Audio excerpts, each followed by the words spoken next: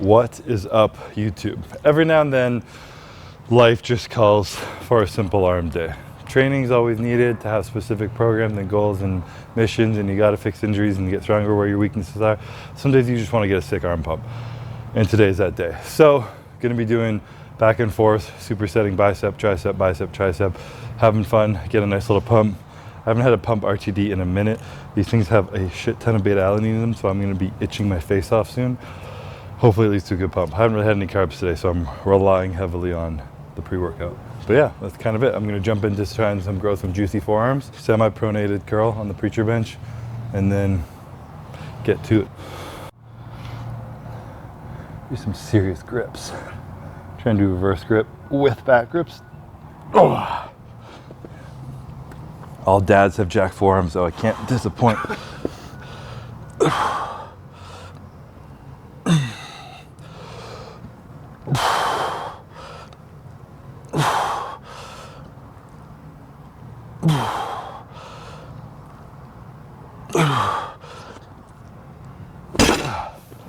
I'm trying to do like a full rep, quarter of the way up, pause, really squeeze your forearms, feel it kind of all the way come up here, up and down, just to have a nice little extra contraction in part of the stretch.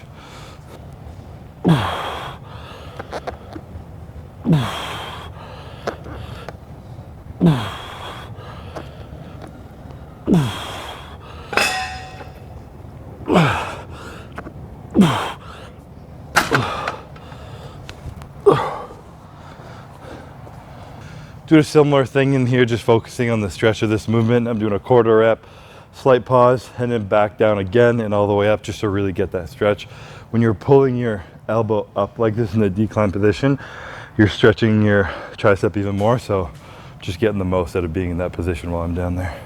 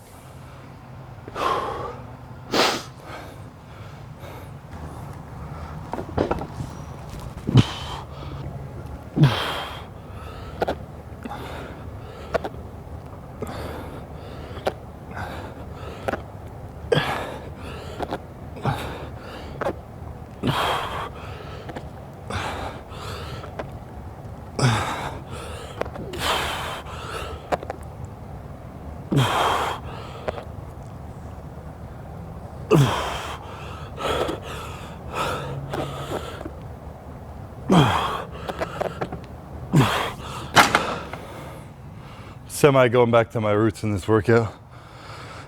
Not that I always love doing this, but a little bit shorter rest times, more sets closer to failure, less sets overall. So I've been doing 3 to 4 sets probably per exercise for a while, but we're switching it up for a fun arm day. We're gonna do some variability, so I'm gonna do 2 sets of everything I do. Try and move through it quick, because the arms love volume. That's all I gotta say.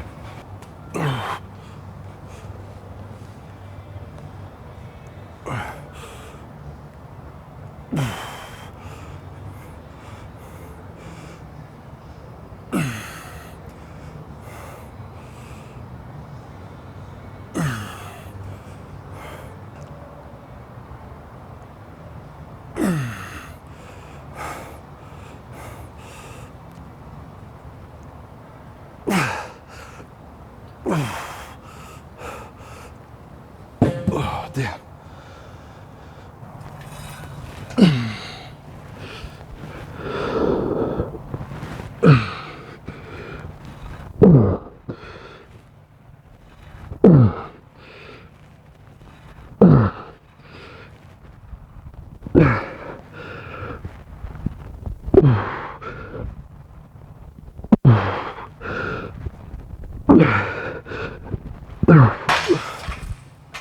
It's on my mind right now, but it's been funny. I've been having a similar conversation at the park, when I bring Bradley to the park, usually I take her there by myself at night, give Courtney a little bit of a minute with the baby. And there's always other parents there, usually just moms. And they're like talking, whatever. I'm like, oh yeah, we have another baby at home in 4 weeks. And like, oh, boy or girl? I'm like, a girl. And they're like, oh, are you gonna try for another? Always like the first question. I'm like, why? Like, so we can get a boy. And I'm like, I've always like think that question is so funny when people go that way, but I get it because I was there too, and I did used to kind of want a boy, and then I had a girl, and I'm like, fuck, girls are so much better. And then I'm like thinking about why, and this is what I say to these parents. I'm like, honestly, I'm super grateful I had a girl first, because I fucking love being a girl dad. To like, it's an excuse to be soft and to love more and to show more affection and all these things.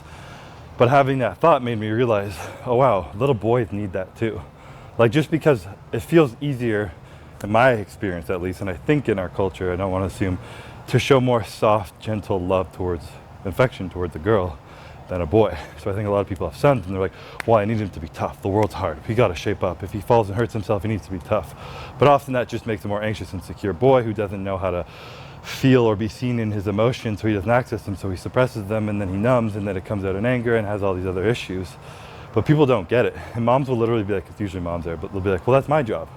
I can love them. And I'm like, well, a boy still needs their dad to love them and show affection too. And I never really thought about it because I wasn't a kid, I wasn't having kids, but like when I had Bradley and I like just want to hold her and squeeze her and she cries and I kiss her and I hug her, I'm like, would I have innately felt the same towards a boy? Or because subconsciously maybe I didn't get that as much compared to my sister or see boys do that, then it would have been different. And it's a super interesting like conversation that I always say that, like everything I just said to a parent, and they're always like, I don't know. They don't really like talking about it, which is fair. Like, they're asking me about random questions, not trying to get deep at the park. But I find that so interesting, and I think it's such a reason why there's a lot of men right now who feel like kind of stuck. And I also really believe that feeling alone and suppressing emotion leads to anger, which leads to violence. So a lot of, I think, crime and shit is from young boys, babies, not being loved the way that they need to and feeling safe to express the way that they need to. Either depression or anger and violence, whichever way is still not good, and we don't want to see it. So I don't know, super interesting thing. It would be great to have a boy so I could give him that, but I'm also very grateful that I have 2 little girls that have taught me that lesson very early on, and I still need to continue to learn to be able to give that to myself at this age. So something just, I feel like, to preach to you guys if you're all young, about to have kids and stuff, not to necessarily treat your kids younger. And I also firmly believe that, take girl or boy, if you want them to be tough in this world, they need to feel safe. So if I go to a park and I want Bradley to go down the slide and she's scared, and I'm like, you need to, and I push her down and it scares her and it hurts her, she's never going to want to go down the slide. She's going to be scared. But if I wait, I go down with her, I carry her down, but I'm like, we don't need to do that. I know it's scary, I get it, but like, if you want to try, I'll hold your hand, and I'd like wait till she's ready. And now she'll run up the park by herself, sit on the slide and just like go all on her own. And I almost like hold her back, and she's like, no, let me go, you know? They almost do the opposite of what you push them to do. So my parenting advice right now. Again, needing to learn to give this to myself, but having children really opens your eyes a lot to seeing like, holy shit, like what you're going through. I still experience the same thing Bradley experiences. She just has the tantrum, feels the emotion, and then I'm there to support her through the emotion. But I'm like, when I experience this, I need to support myself through the emotion in the same way I do her, and I give her a way more grace than I do myself. It was a very eye-opening experience to have children. It's been a huge blessing. Challenging one, but a huge one. This should I think about while training biceps. What's wrong with my brain? Arm days have changed. Seriously. Let's get back to the pump.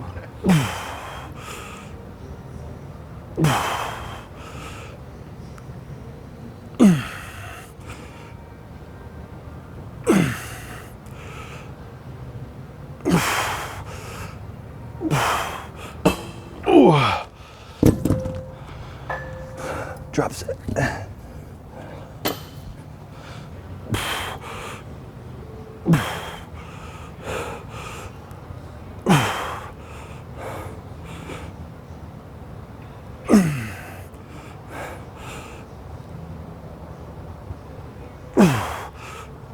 Oh, shit.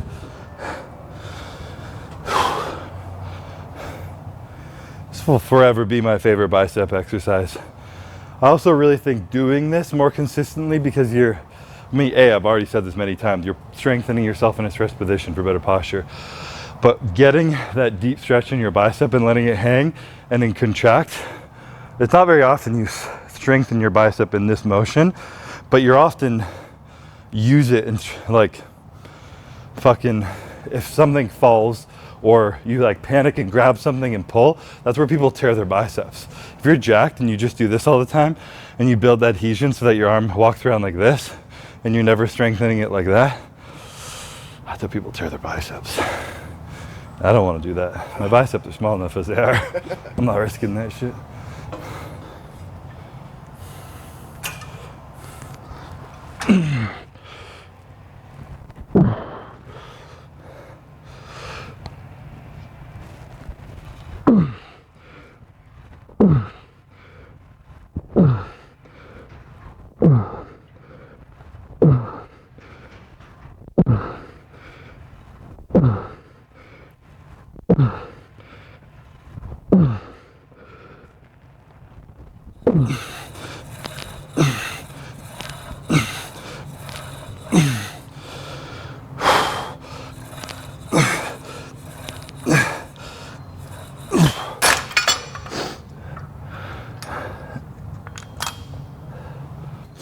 I'm trying to do a little bit of like a fake drop set, if you will, without changing the weight. So on the bicep curl, I'm just going to control it a little bit more until it gets hard and then speed up my reps a little bit. On the tricep cross extension, whatever the hell you call this thing, I'm starting seated back, where I'm trying to hold the cables back and push them behind me, where I'm much weaker, getting into a tighter contraction. And then I'm standing up and leaning forward a bit, where I'm stronger. Not as tight as the contraction, a little bit more of a stretch, but I'm in a stronger position. I can cheat a bit more, get some more reps out. So, what do you call that? Mechanically advantageous drop set. Sounds legit.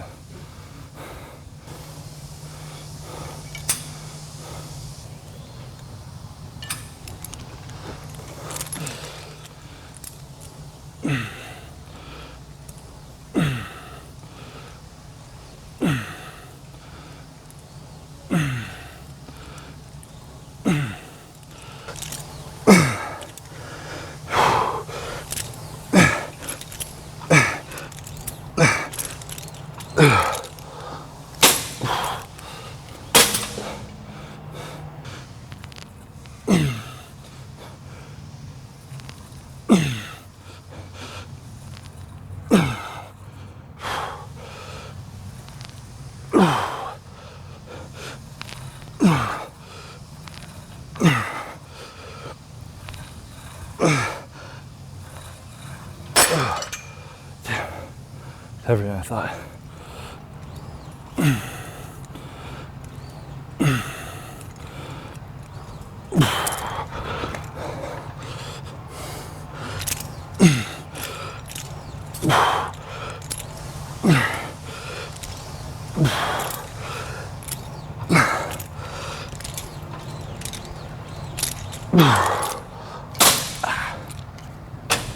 Gentle. Don't break the machines. Oh. All right, we're gonna finish with a nice little drop set, because what the hell else do you do on arm day?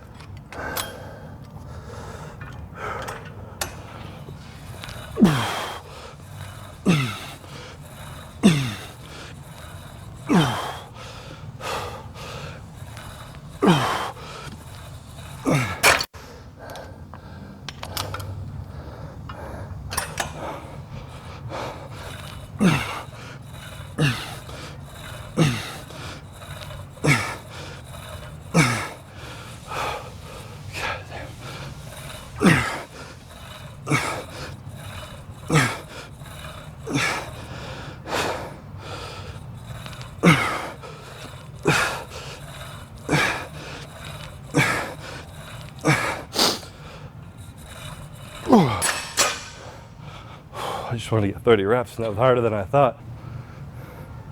See, I feel like if I get a nice arm pump, my arms come back a little bit, but then they just disappear.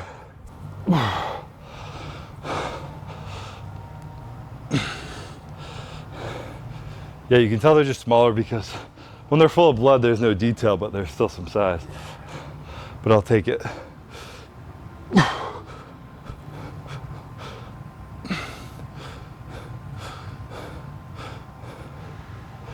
I will say my shoulder mobility is much better at doing this now. When I was bodybuilding, I was like crunched over. Yeah.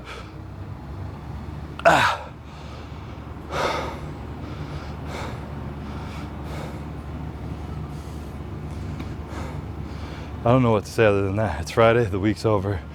Got a nice arm pump before noon. It was a good week. I guess thanks for watching.